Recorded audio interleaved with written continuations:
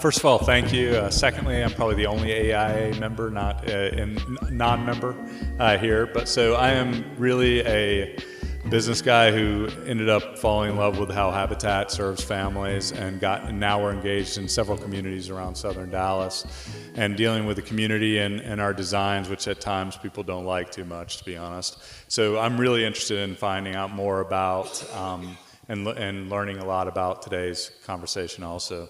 So I know you don't want to hear me, so I'll first introduce Graham, if he'll come up and give a great presentation on Flora Lofts.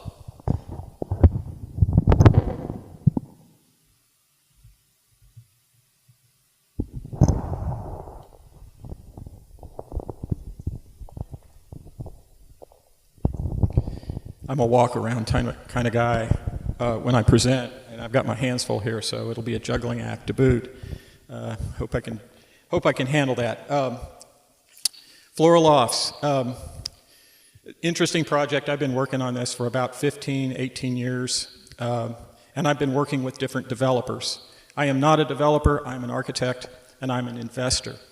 I got started in the investing business early in my career, and the people in my office, including Bud Oglesby, actually engaged in the real estate end as well as the design, and I think successfully we've been pulling this off. So we've actually made money and been able to put it in our new projects, and this is one of them. Bought this property.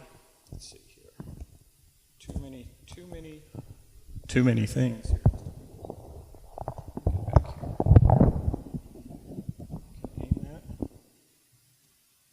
All right. So I'm going to talk about Flora Lofts. Hello. Am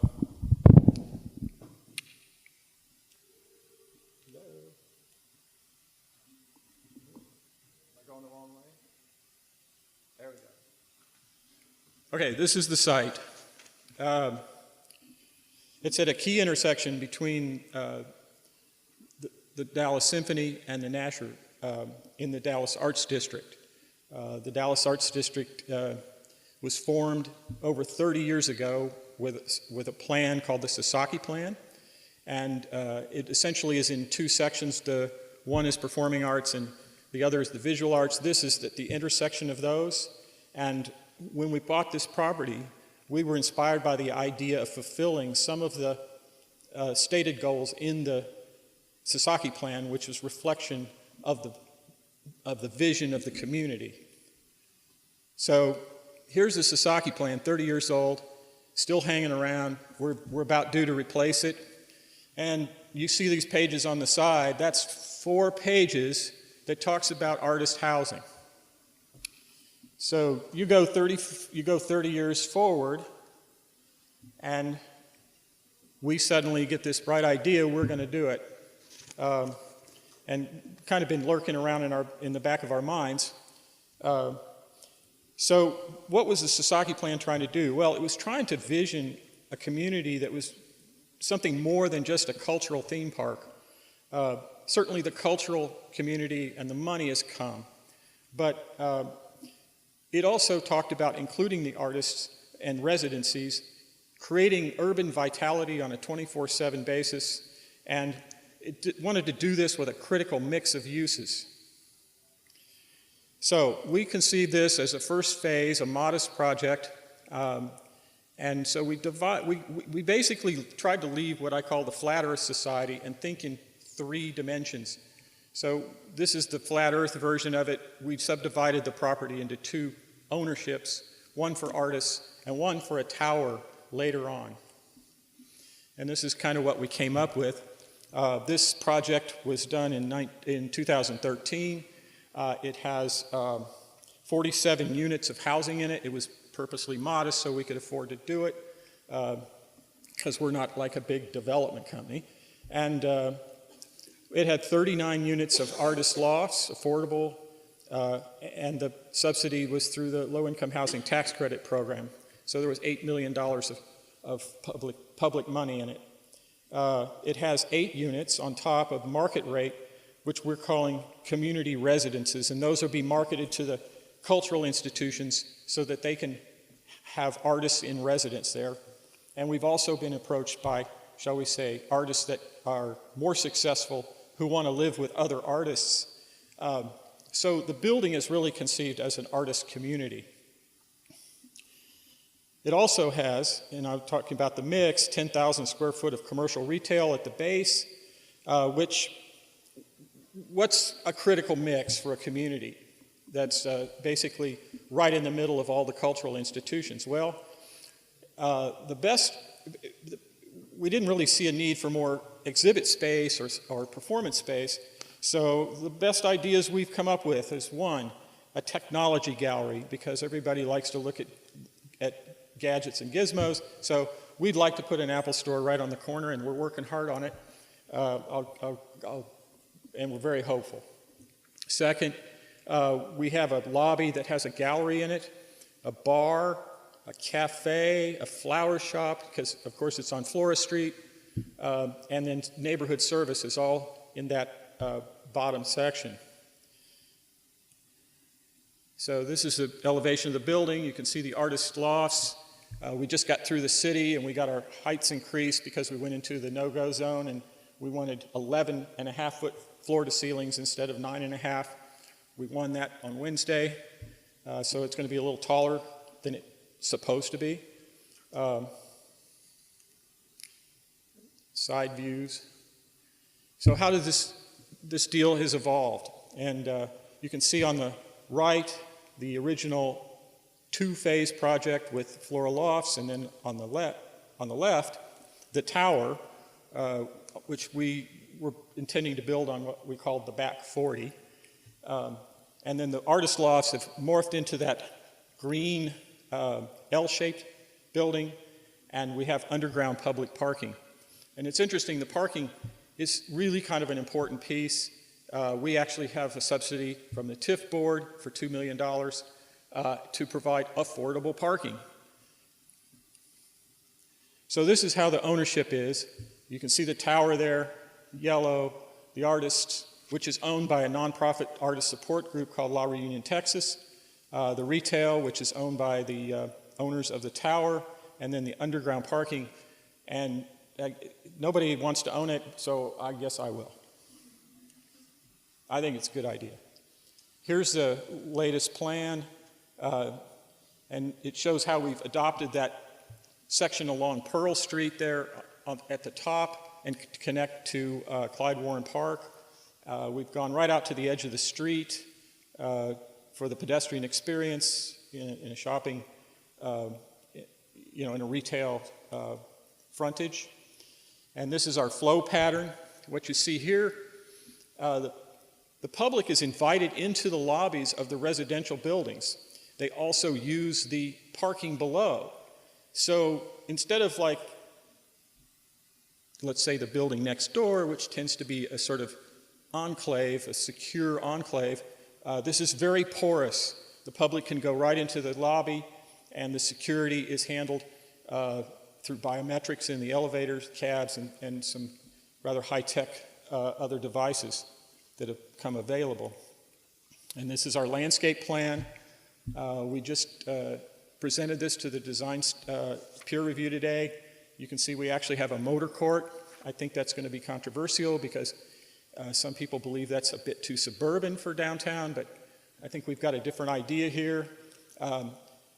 The scale at this project is achieved. We have over 400 units, 400 residences. Now, when you look at the population of this building, it'll be somewhere between 550 to around 550 people, maybe more, and that's 200 and 250 dogs. So every morning you're going to have these people pouring out and headed for the park, the dog park, and populating the street. So it's going to make a major impact.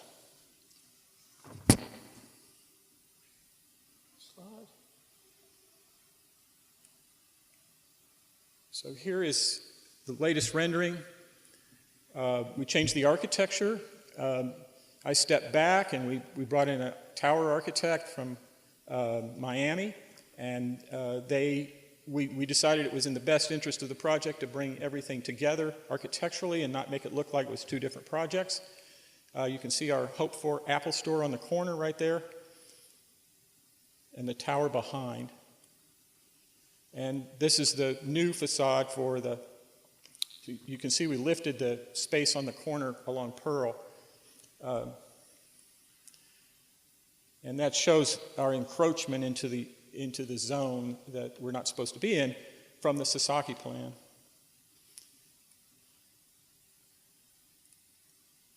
So, social considerations. What happens? And I have to read this off the slide. I hate.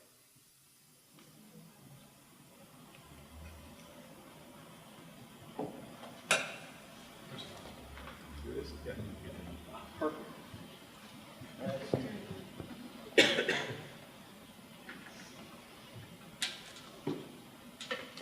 Okay, first of all, now? Okay, first of all, being a good neighbor. As you know, we have a neighbor who maybe is challenged in this direction, and I'm going to talk about that in a few minutes.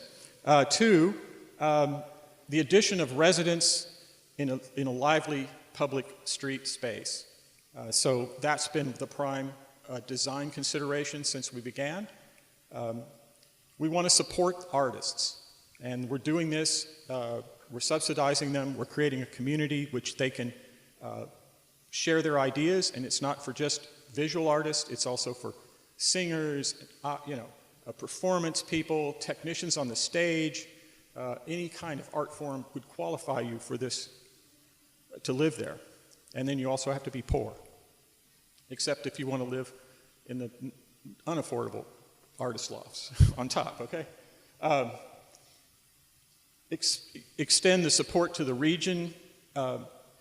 This is basically we're looking to collect local materials, local craftsmen. It's essentially a local effort, and we'll have a team that goes out and identifies these and incorporates that into the building. Visual participation in the district through materiality and sustainability, which we're baking into the energy performance of the building. I'm going kind of fast here because I got a lot to talk about. We're also going to do, the residential lobby will have a gallery in it with the artist's work. The building itself is kind of a framework of bays. We call them frames or galleries. And each one has a living unit in there. And we're talking about the color schemes for that to enliven it and individualize it. Building participates in visual art. As you know, people in Dallas like to light buildings. And we're very respectful of our neighbors, so we're not going to do what some people have been doing, which is kind of like leaving your television set on all the time. But we have another idea about how to infuse light into the project. And we're working with Aurora, which you may have heard of, which puts on a fairly impressive art show. We're also talking with Aurora about curating our parking garage, which is underground and dark, so that makes it a perfect place year-round to have illuminated art. So how do we get the exterior design? This is, first of all the developers we talked to that wanted to work with us in partnership brought us a box. One was 50 stories tall. This one, they brought us this wedge, which opened up views from Museum Tower next door, and it also allowed us to manipulate the sun. So this is the full elevations. And here's a solar study, and we went into great detail about the reflectiveness of the glass. We did that by turning the glass this way and that. Effectively, we're not reflecting on our neighbors, and we're not going to shadow I'm almost done. And we're not going to shadow the Nasher either. So there's a cut in the building that takes care of that. This is a materiality found in the Arts District, so it's a very contextual thing. As you can see, it works. And this is the way it'll look on the ground, or on Flora Street. Back, the trolley's coming, right next door with a stop. That's the entrance to the galleries. And that's it.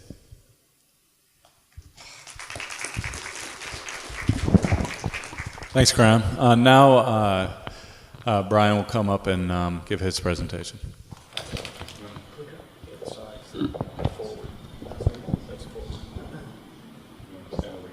Yeah, well, I'll start over here, but I really start talking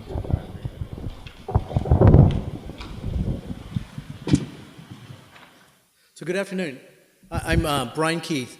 I'm, as Bob said, I'm the Director of Urban Design and Planning at JHP, and we're a 60-person architecture and urban design firm located in the Vickery Meadows neighborhood. And I'm going to talk about our involvement in this neighborhood. And as Bob said, I am both a registered architect, a certified planner, urban planner. So I'm the big picture guy that bridges everything. And so I'm going to talk very fast because I've got pretty visual and I've got a lot of slides, and I may get the yanked off the stage here symbol pretty quickly. But so it's kind of hard to see this. As I said, I'm going to talk about Vickery Meadows.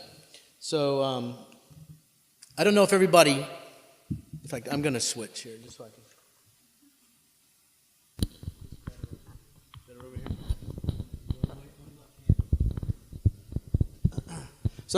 So we've got a lot of people that aren't from Dallas, so I don't know if people are aware. So Vickery Meadows is a neighborhood, if you go about 8 to 10 miles due north of here. And it's bounded by Central Expressway, if people know North Park. So Vickery Meadows is actually, our offices, we've been located in the Vickery Meadows area for 35 years. And literally I've been working 15 years of involvement, and it's part of our kind of firm ethos of community participation and involvement. And so a little background, so as I said, the Vickery Meadows neighborhood there, kind of the heart of it here is, this is the shot looking east. So you've got Northwest Highway, if people know the village, Central Expressway that is at the bottom, that runs north-south, so north is to the left, and the 5 Points, the heart of there. Park Lane Station, we've got parks up here, so the area is roughly bounded by Northwest Highway to the south, Central Expressway, Greenville Avenue, the Dart to the east, Fair Oaks, does this have a pointer? Whoop. So we'll go without the pointer. But Fair Oaks up on the top is a City of Dallas park, and the Fair Oaks to the north and Royal. So it's a pretty diverse neighborhood. It actually goes back, well, a little bit about our involvement. So when I started putting this together, I realized how much we had done in the history of this. So this actually, our work started as a offshoot of the 1999 Dallas AIA convention here. They had a program then called the Legacy Projects, where they pick a project, they do it, and it's a legacy to the community. And this neighborhood submitted but was not selected.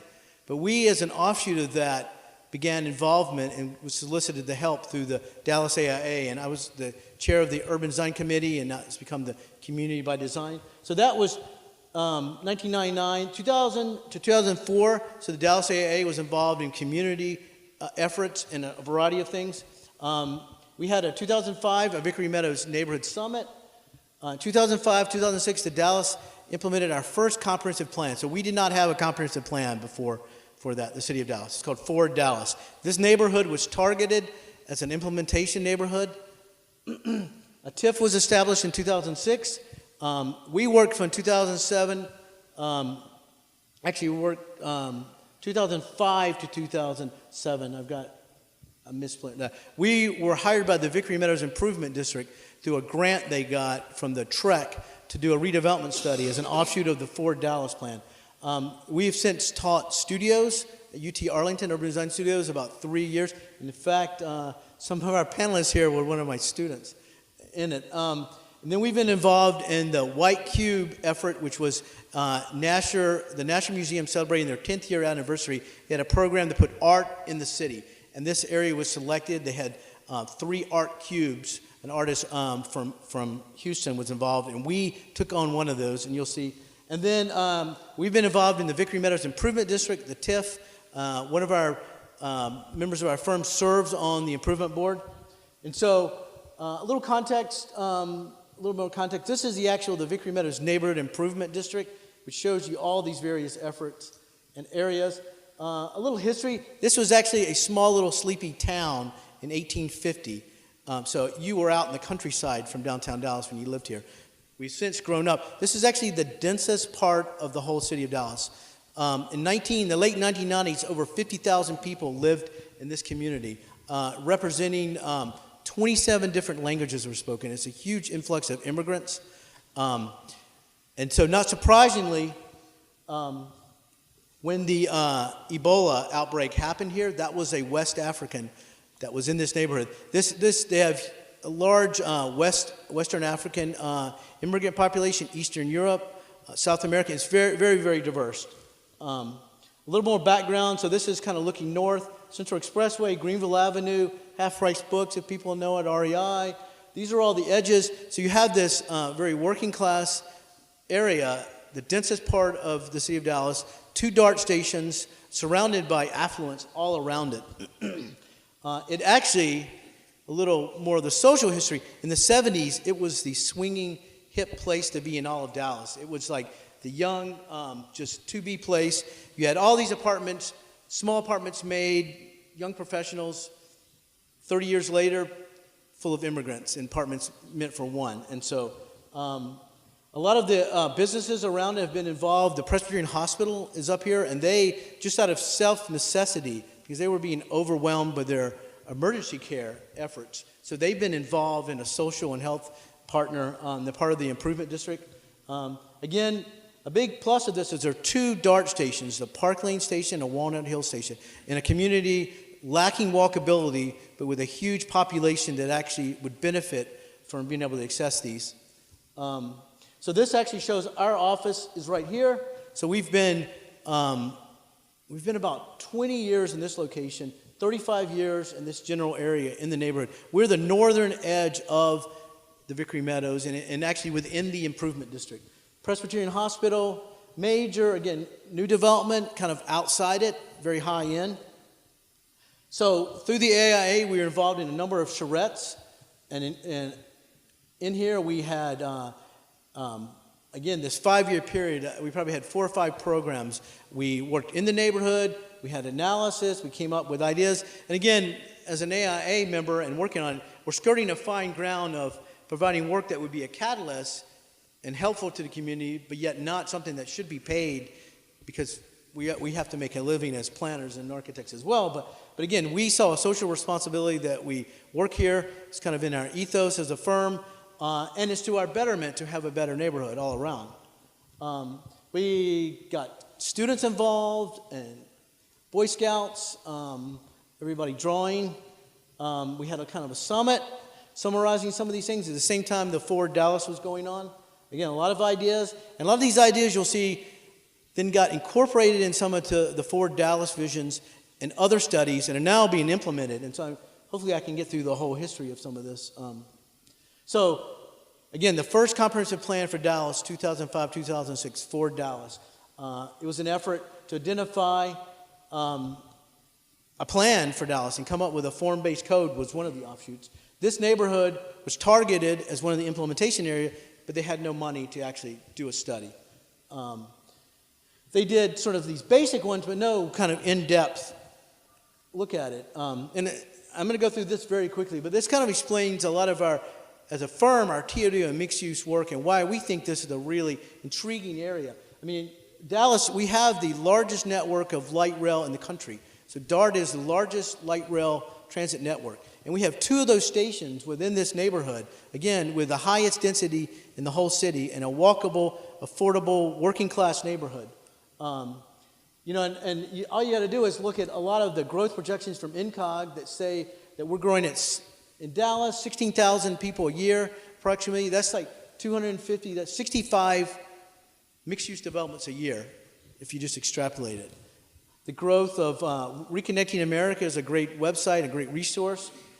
And then a lot of the TOD myths, though, that come up, that mixed use and TOD is not a penicillin for an area or a town center, and retail just doesn't happen.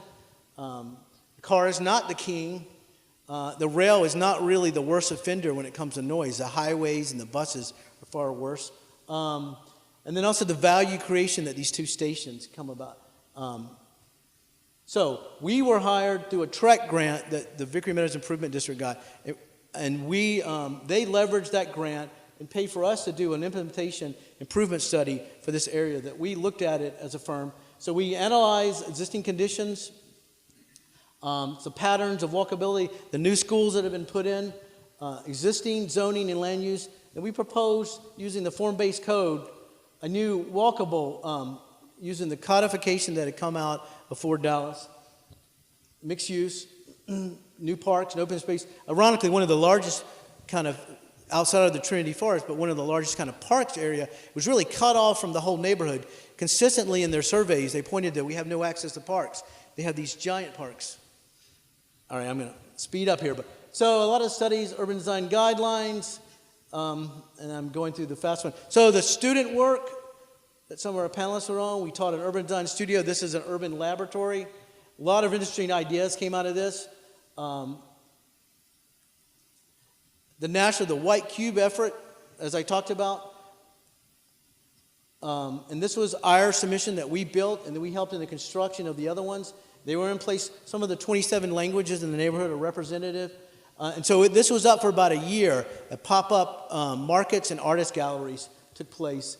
And then as a follow-up to this, we've stayed involved, and we were getting ready to celebrate our 35th anniversary as a firm, and we decided, instead of having a big party, squandering all that money on inviting people that may or may not want to come see us, that we take that and invest it in the community as a legacy of our firm. And so we've kind of contributed to the improvement districts and the TIF network. And one thing we've done is a street survey that we've literally gone in and started codifying the streets so that they can then identify how to use their TIF funding, what they might use it for, and help with the City of Dallas acquired land that they intend to build a library. We've been helping pro bono on some efforts of that.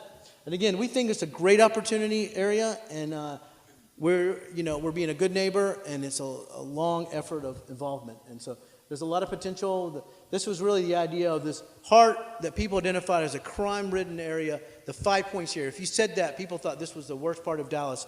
One of our ideas was just, let's don't make it a 5 points, turn it into 2 points. And so you don't have a wacky intersection, but you create a heart to the community. The schools have come in place. The TIF is looking at ways to leverage the money now. And then a little bit more about our firm, in that we really espouse the idea of whole community design, that designing, it's not just individual buildings, it's what takes place between buildings and the creating a community of place. So thank you for the opportunity.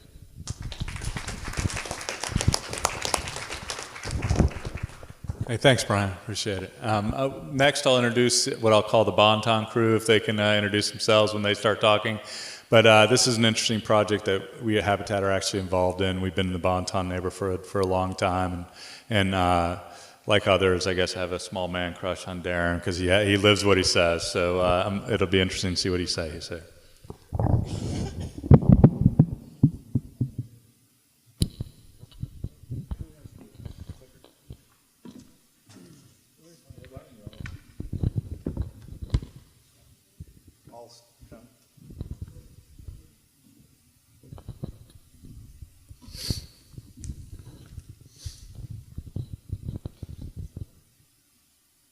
Will you do it?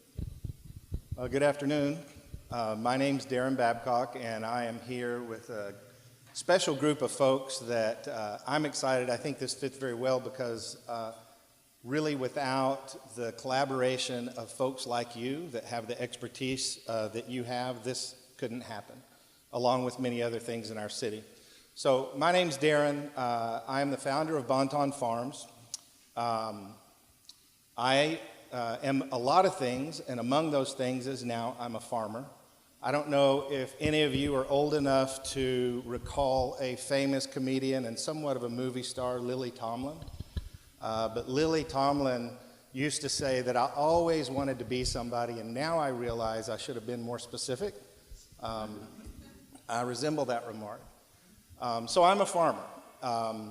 I grew up in a middle-class home, went to college, had a great ambition to be somebody really special, and in doing so, became enamored with status and money. Wound up working for a private equity firm, out of New York City that required a little more of me than I was willing to pay. And so one day at the end of, I think it was 2011, I had a conversation with myself. I was sitting on a plane on a Sunday, a little bit angry because I had to travel again on a Sunday. I'd probably just gotten home on a Friday afternoon and thrown my clothes out of the bag and repacked. And it was budget season, so about this time of year, maybe a little earlier. And I had asked my assistant to send me some information. I needed to prepare my budgets, and I needed all the data to do that. And so she did, and I'm sitting on the plane, and I open up the first file, and the first file was air travel. And I looked down, scanned through it, looked at the bottom and the totals, and so far that year, I had already traveled 54 round-trip flights. And for me, that was a wake-up call. I had no idea that I was gone that much, but it was a slap in the face, and it caused me to ask some questions. And so those questions, be careful when you start asking yourselves questions, or you might wind up living in the hood being a farmer.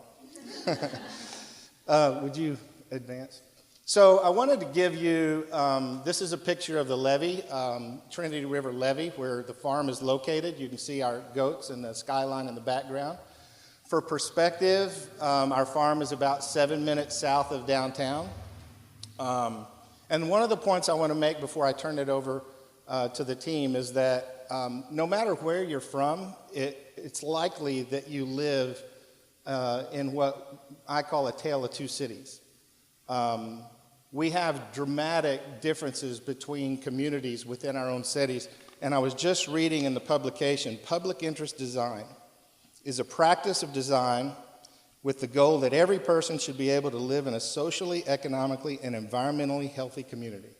And how I wish that practice would have been in place when our cities were established, because it's not really exemplified. And I want to run you through a quick story about that. This was my home before I made the change. This is a home in Frisco. I only show that to give you perspective of middle-class Dallas suburban community where the median household income was about $112,000 a year. Percent of households with unmarried partners are only about 4.1. Number of grocery stores were 77. Adult diabetes rate was 7.3%, and high school graduation rate of 95.5%. This personal journey that I alluded to led me to a place called Bonton. This was the home that I moved into. This is a Habitat home. One of the things that happens when people move out of homes is they come in and take the copper out. And so in partnership with Habitat for Humanity, we were invited to move in to secure the home so that that would not happen. We did that. Long story short, I'll skip that, but the Bonton statistics, our median household income is $19,700. Percent of married couple families with children, 11.3. Number of grocery stores, 0. High school graduation rate, 53.3%. And the percent difference in death rate in Bonton compared to the city of Dallas for cardiovascular disease, stroke, cancer, and diabetes is 54%. So when I moved down, I had a lot of people come to my house and try to figure out what branch of law enforcement I was with. A standout is somewhat different than most of the rest of the residents in my community. And in those meetings, at the end of the conversation, I would always say, look, I don't know if I have anything to offer, but if I did, what would it be? And 100% of everyone that came by said jobs. And so after thinking about that, I had a bad idea. And I invited the folks that came by into that idea, and it was basically just that I needed to work with them to get to know them so that I could advocate for them that they are somebody different than maybe what their history shows. Of the 6 men that took me up on that offer, 3 of them were too sick to work, and I didn't understand that. So I started asking questions, and I learned that Bonton is a food desert. I didn't know what that is, but the USDA defines a food desert as an urban community that has to travel at least a mile to get to a grocery store. I don't know about you, but that doesn't seem very ominous to me. Who can't get a mile to a grocery store, right? I mean, I don't mean to be insensitive, but that's just not that hard of a thing to do. Till you learn that 63% of the residents in our zip code don't have transportation. So what is that like? Well, I didn't know. So I invited my friends, would you please take me, show me how to ride the bus from Bonton to Minyards at Fair Park, which is the closest grocery store. It's 4 miles away. And it took us 3 hours round trip. Not only that, but on the way, I wanted to get the full experience. So we didn't just ride the bus, get off, say, okay, we're at Minyards, get back on and ride back. I wanted to actually buy groceries and carry them home. So I walked down the first 2 aisles, and the guys are like, hey, what are you doing? I'm like, I'm grocery shopping. They're like, well, how are you going to carry that home? I'm like, oh, I hadn't thought about that. So not only is it the 3-hour bus ride, but I could only buy enough food for a day or two because that's all I could carry to and from the bus and all the stops. Not only that, but when I got to the meat aisle, I like to cook and eat at home. So I would buy 4 or 5 different meats for entrees through the course of the week. And they're like, you can't buy all that meat. I'm like, why not? Well, that means you've got money. If you get on the bus with all that meat, 1, they're going to get robbed and take it, and 2, they're going to take your wallet because they think you got something. So I was kind of aware and awakened to this whole different culture and the whole different challenges. And not only is it a 3-hour bus ride to a grocery store, but I can only buy a day or 2 worth of supplies at a time, which meant I had to do that 3 or 4 times a week. And not only that, but I could only buy things that didn't show that I had much money, or else I might get jacked on the way home. So that led to this project that we're going to talk about now, which is Bonton Farms. We started with a garden on a lot next door to my house. Habitat was a great supporter in the community, but they saw what was happening and thought that it was good and that it could be expanded, and they donated a couple of lots for us to expand our garden on and challenged the city to take some abandoned lots that they had, which we now have almost an entire city block, and this is the great land that they gave us to build our farm on. In fact, when we got it, you couldn't even walk through it. We had to walk around it.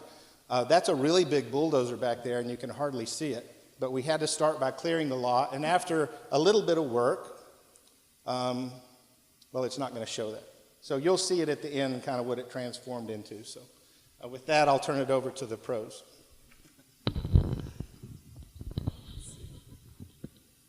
So I'm Andrew Moon, an architect by profession, but providentially met up with Daron, and through the AIA Emerging Leaders Program, pitched the project to the class, and we chose it as our class project in 2014. And as we started the project, one of the things that we ran into was here you've got 10 residential lots in part of the PD 595, which is this massive PD that covers all the way up to Fair Park. And there was no land use that was within that PD that would allow us to put an urban farm. Specifically, Daron wanted to have small animal production, all sorts of additional things that make this sustainable farm. And so we met with Ann Bagley, became one of our biggest cheerleaders and supporters through this whole process. She's the District 7 City Plan Commissioner for the City of Dallas. She just ended her term limited, but she became a really big supporter and walked us through that whole process of getting a rezoned so that we could actually have an operating farm down in Bonton. As I think Bob said, we know it's for sure the first in the city of Dallas and maybe the state of Texas to have this urban agricultural planned district.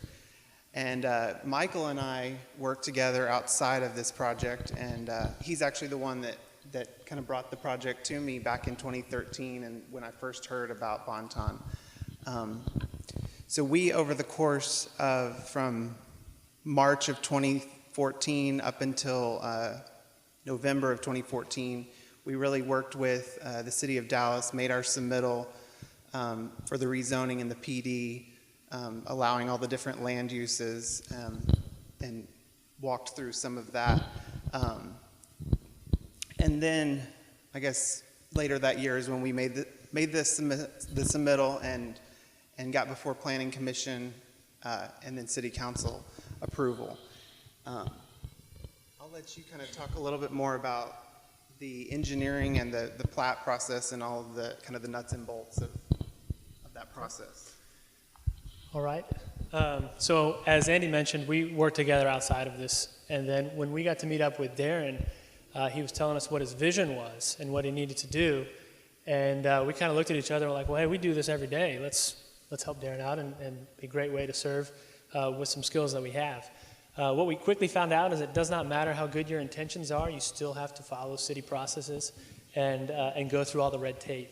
So that meant that Andy and I's experience on the commercial side was very beneficial to the vision that Daron had for this farm. So when he started, the first thing we did was research zoning, figure out what was current zoning, what's allowed, what are the extra things that he wants to do. We met with City of Dallas to figure out whether it was better to just rezone it to an existing zoning designation or do a PD. So it was decided to do a PD so we could basically write into it whatever we wanted to, that Daron had a vision for. The other thing we worked with is the platting. It was 10 residential lots, and there was visions of larger buildings, greenhouses, so it was decided, hey, we need to replat this into one lot so we don't have all these building setback lines. We also had the issue that Bonton didn't own and currently doesn't own all of the lots.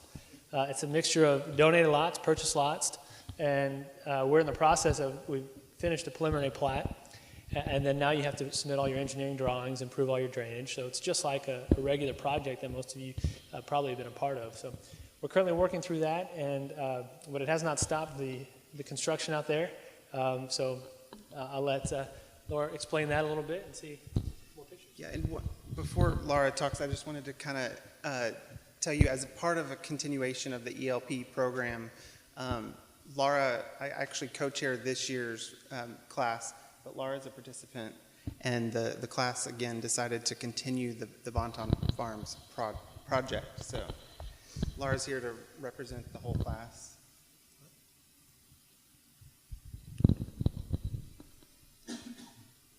Hello, I get to talk about the architecture, so that's a little more exciting.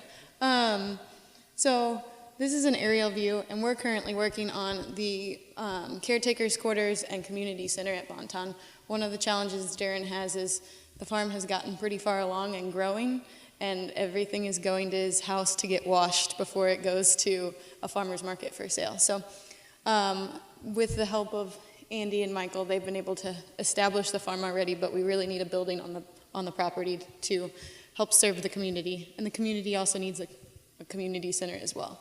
So this was our community engagement day. We took the standards that BC Workshop has when they get together with the community, with Jennifer Mayfield, who right here used to work for BC Workshop, now lives in San Diego, and sat down with the community before we started our design charrette. So before we decided to implement our ideas and what we thought this building should be, we sat down with over 50 people from the community to find out what they wanted and what they needed. This is a site plan, and all the text is upside down because north should be up. And what we have here is kind of parking on the north, this community center, gaming area, and some other things. The farm is all over here. And then the ground floor is a large kitchen space, commercial kitchen, and a community center. And then upstairs would have 2 apartments and a meeting room for the farm. So the 2 apartments would be by people that are taking care of the farm and work on the farm. So, do you want to wrap? Oh, and not to forget Bill Hall. We're partnering with Habitat on this as well. So, Daron, do you want to end us? Yeah, so I guess we'll... Okay. Well, first of all, we are trying to, I'll just do the Habitat side. All we are doing is really, when people have dreams like this in the community, we just want to facilitate that, and our only facilitation was providing a couple pieces of property. We didn't know what to do with it. We were never going to build on it, but somehow we owned it. So we gave them away, and they're doing something with it, and it's amazing. I will give one thing. If you know anyone that wants to fund this building, let us know. We're in the middle of trying to fund it. So a couple questions. I think we have a couple minutes for questions. I'm not sure who the master timer is. It's a couple minutes? Oh, great. Okay. Well, here I was rushing you guys. Sorry about that. First, any questions out there? Yeah, sure. With Bonton, What exactly are you guys doing as far as the community engagement part? Like, how are you engaging the community, get them involved in what you're doing? Who are you targeting as far as trying to bring in for caretaking or any of that as far as the garden goes, or the farm goes? Sorry. Well, I'll start and I'll let you finish. For the first initial community engagement meeting that we had, we actually walked door to door through the entire community and passed out flyers to invite everyone to the community. And Habitat helped us do that with Spanish and English so everyone could attend. And so that was how we reached out to everyone in the first place. And then as for the building and the caretakers, I think that's yours. Just to back up before that is, you know, in these communities like Bonton, there's a lot of things that are broken. And you and I could go in there and say, and identify those things and think that we have the answers. And the mistake would be to do that and then to, throw those answers onto the community. We have a philosophy in the community where we don't do anything we don't get invited into through relationships. So when I started working with those 6 guys, and 3 of them were too sick to work, one of them was almost blind from diabetes, his sister was in her 20s and had her leg amputated, and these kind of things were happening. We had a real conversation about your health and how food ties to that. And it was their idea that this is wrong and that this is something that we need to address and do something about, but we don't know what. And so it starts with that invitation, I believe, because then it's their idea and it's their community and it's their solution, and somehow we get invited in to play our roles. Just like Andy got invited in to do the architectural side of the first thing, and Michael got invited in to do the civil engineering side of it, each of us do our parts. And I think that's really, really important in community development, that they have a say. And, you know, the farm has been in existence there for a year and a half or so now, and there has not been a single incident of vandalism or anything. And in part, I believe very strongly it's because it's their farm. Why would I take for myself? In anything, they protect that place. And so I think there's a lot to be said about that methodology of how to approach engaging in a community and getting invited into the solution. And the only thing I'll add that to Bonton, he mentioned the levees, but it seems like a lot of you aren't here. Dallas has these levees that protect the urban forest and the Trinity River and the flooding issues. And Bonton used to flood all the time, so the city came in and built these huge levees. But as soon as you go over those levees, you're in the largest urban forest, I believe, in America. And it's beautiful, and so every now and then they'll lose a goat there or something, but other than that, it's great. But the farm is right on one of the most beautiful places in Dallas, but no one knows about it. So if you go down there to visit, it would be great. So any questions back? Yeah. Would you all talk about specifically, you had 2 classes with 18 or so architects that have invested in the innovation vision. How did that affect people?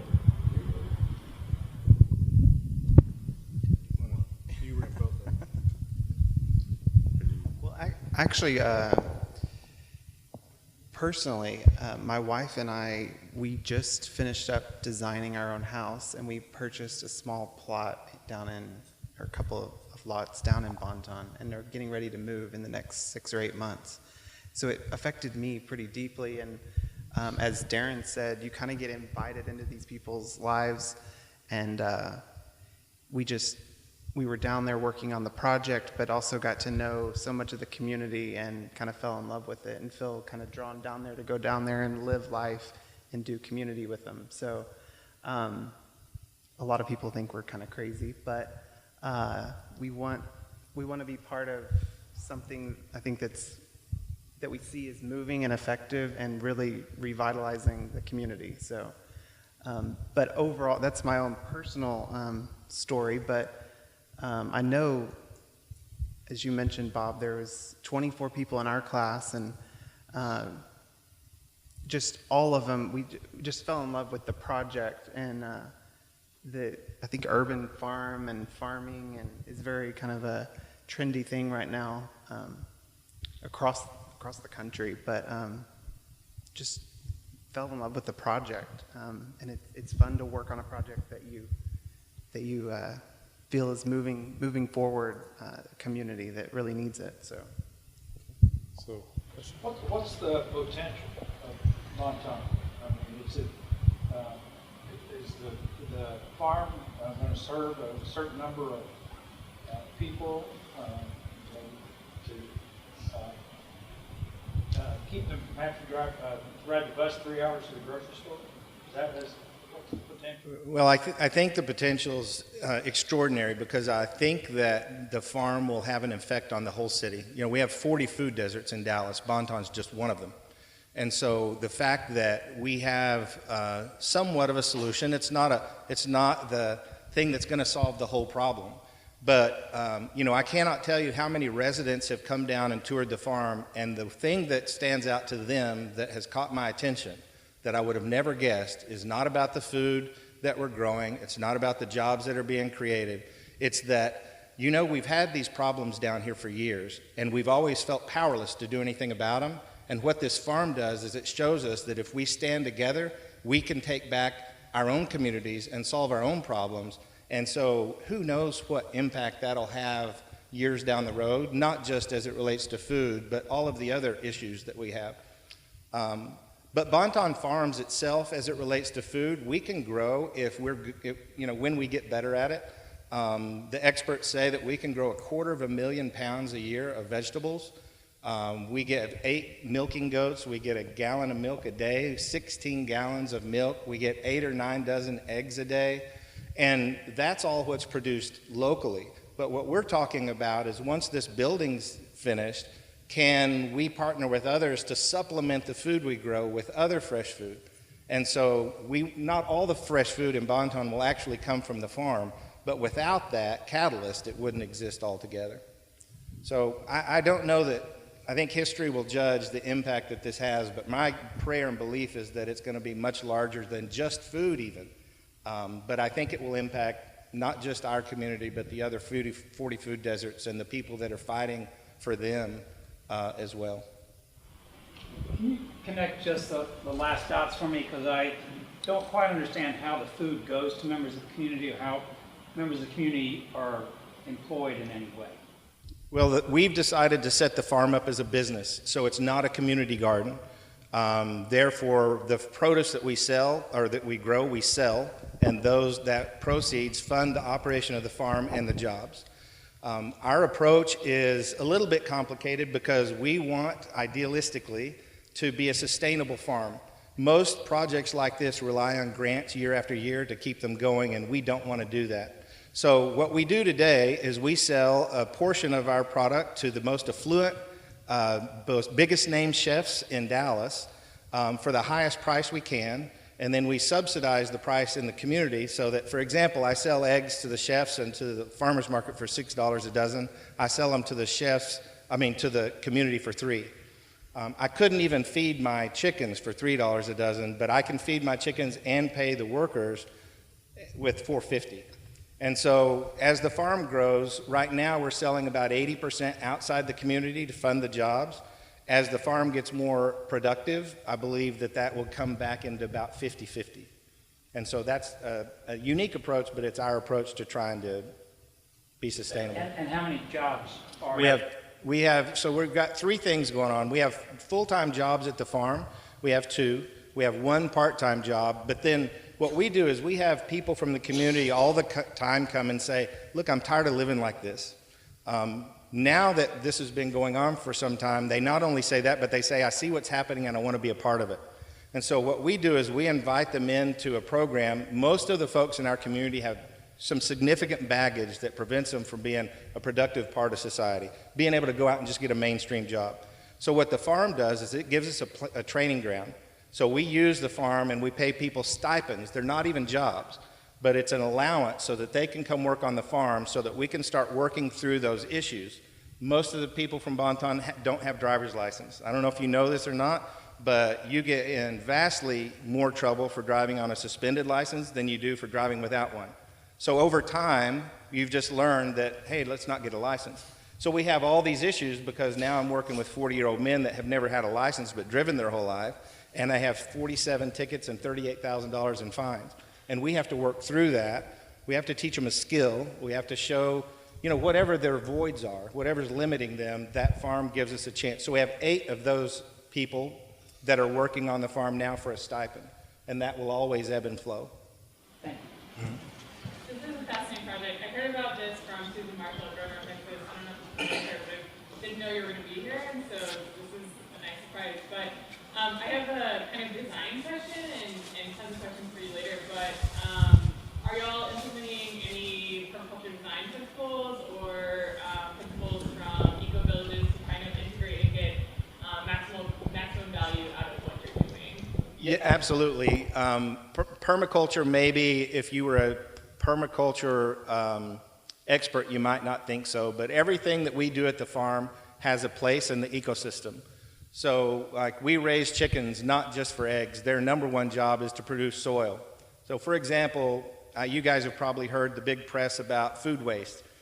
We waste 30 to 40% of the food we produce in this country, which is a tragedy. It's a horrible statistic. But we work with Harvest Project that reclaims all of that food that's going to enter the waste stream, and we divert it to places that it can be used, and a lot of it goes to feed our chickens or to feed our goats or to make compost with, if it's not edible for people.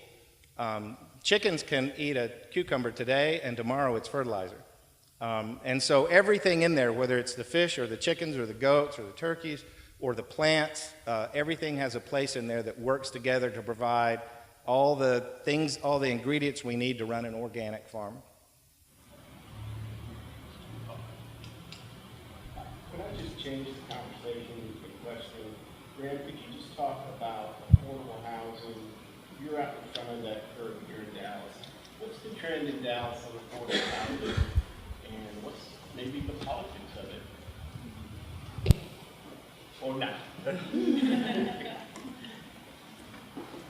The trend changes from government administration to government administration, and we're headed for a new one, I think, with Obama leaving.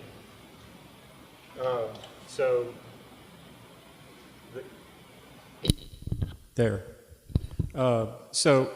it's up in the air, in the next 4 or 5 years. And affordable housing takes a long time. You get into this, you're going to find you start projects, and 5 years later you see some results just because of the bureaucratic process and the NIMBYism and the politics and everything that goes, getting a project that doesn't have resistance from society is almost impossible. Even Bill Hall knows, and they're doing great work, they still have their detractors. And so the minute you take this on, you've obviously got a situation you've got to deal with, and that's the essence of the politics in Dallas.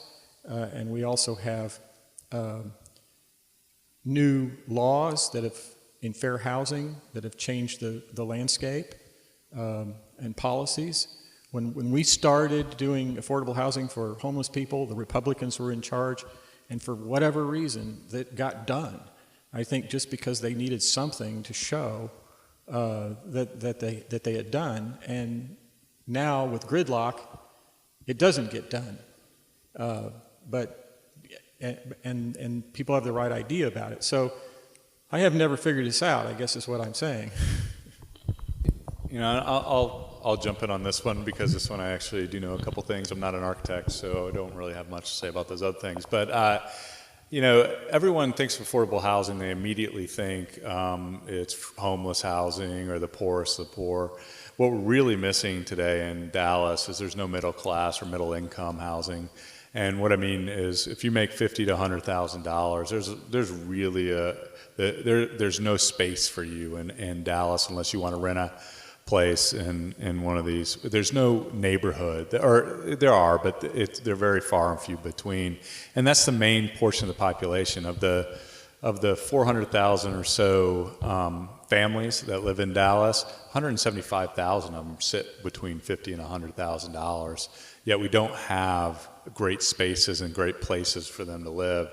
And when I go to places like Bonton or Joppy or other areas that are beautiful, would be great for it, the perception of living there is a huge hurdle to overcome.